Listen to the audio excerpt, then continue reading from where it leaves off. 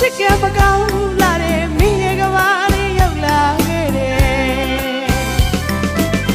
လွေခဲနာပြီးတာမပွင့်သလိုမောင်မရှိတဲ့မိဘဟာလေ၆သွေးလိုပါတယ်အထီးကျန်ဆန်တဲ့ဘဝမှာအမောအခါကရခဲ့သူ